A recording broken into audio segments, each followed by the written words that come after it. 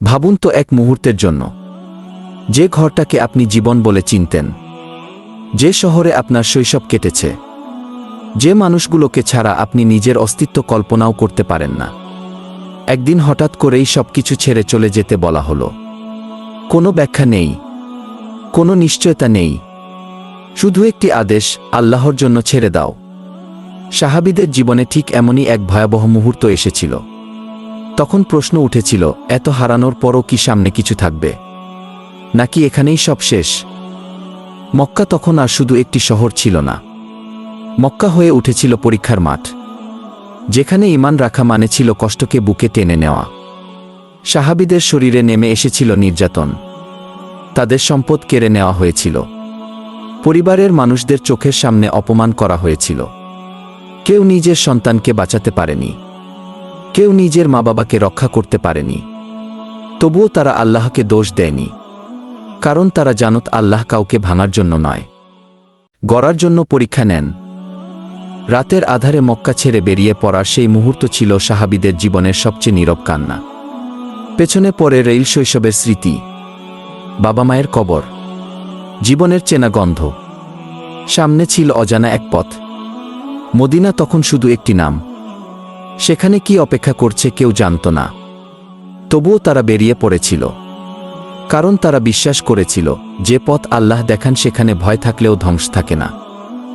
অনেকেই ভাবতে পারে এই হারানোই হয়তো সাহাবীদের শেষ, কিন্তু আসলে এখান থেকেই তাদের নতুন ইতিহাস শুরু হয়।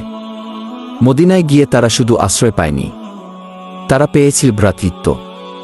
মুহাজির ও আনসারদের সেই দৃশ্য আজও ইতিহাসের সবচেয়ে বড় মানবিক শিক্ষা, যেখানে একজন মানুষ নিজের ঘর ভাগ করে নিচ্ছে শুধু আল্লাহর জন্য।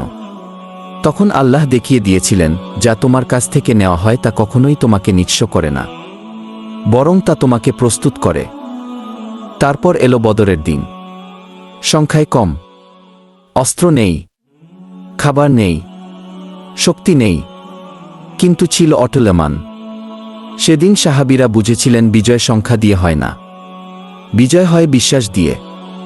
আল্লাহ প্রমাণ করেছিলেন, যে তার উপর ভরসা রাখে তাকে তিনি এক মুহূর্তের জন্যও একা ছেড়ে দেন না। হারানো যে শেষ নয়, তার প্রথম বড় প্রমাণ ছিল বদর। কিন্তু আল্লাহ শুধু বিজয় দিয়ে পরীক্ষা নেননি। উহুদের দিন আবার সাহাবীদের বুক চিরে শিক্ষা লেখা হলো। ভুল হয়েছিল, তার ফল এসেছিল। প্রিয় মানুষ শহীদ হয়েছিল, নবী নিজেও আহত হয়েছিলেন, পাহাড়ের গায়ে মিশে গিয়েছিল রক্ত আর কান্না। তবুও আল্লাহ মুখ ফিরিয়ে নেননি। তিনি শেখালেন, ভুল মানুষকে শেষ করে না, অহংকার করে ভুল আঁকড়ে ধরলে মানুষ শেষ হয়। এই হারানোও শেষ ছিল না, এটি ছিল ঈমানকে আরও পরিপক্ব করার ধাপ। সাহাবীদের জীবন আমাদের একটি বড় সত্য শেখায়, সব না পাওয়া মানেই অভিশাপ নয়, অনেক সময় না পাওয়াই সবচেয়ে বড় রহমত।